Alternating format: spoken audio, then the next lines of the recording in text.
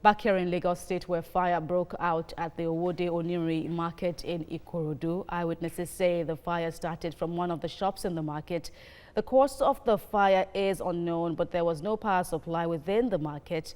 No life was lost, but valuables were destroyed in the blaze. The fire has now been put off, but 15 shops were said to have been burnt.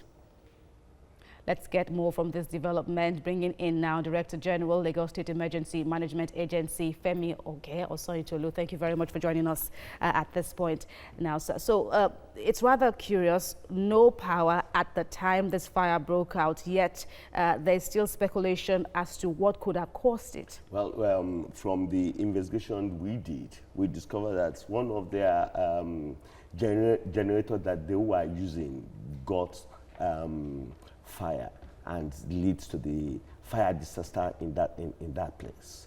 And the key thing that we noticed is that some of these markets, either after we have put on a market emergency response unit, they are not using it properly. And some of the shops they constructed it in such a way that they are using highly inflammable materials like fibers.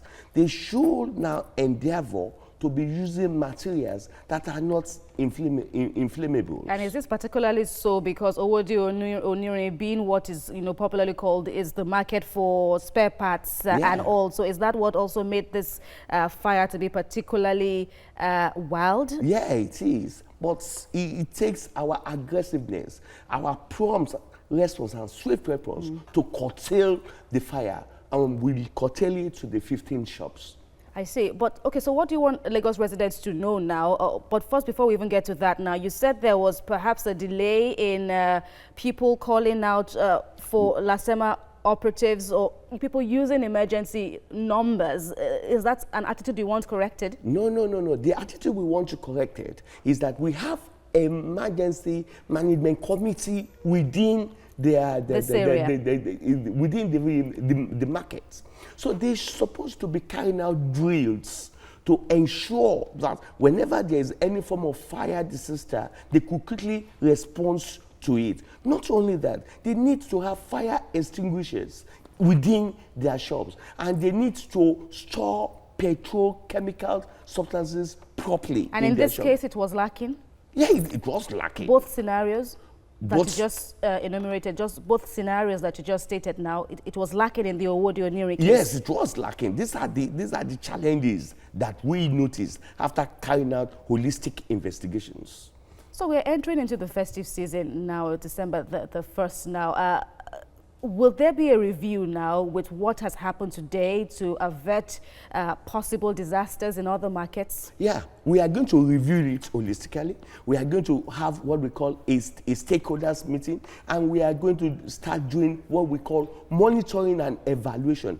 Despite the fact that we are advising them, despite the fact that we are putting a lot of things in place, we need to now start doing what we call enforcement. So we are going to call all the key stakeholders that are important in managing emergency in the state, like LASEPA, LABSCA, fiscal planning. We will form a sort of a strategic formula to ensure that our people comply with what we want them to do. All right, so moving on now, but still in the Owode-Onirin example now, what happens next? Well, what happens next, we will do holistic investigations, we will put a lot of measures in place, and we will ensure we start conducting a sort of simulation drillings in that place. The market is sealed now?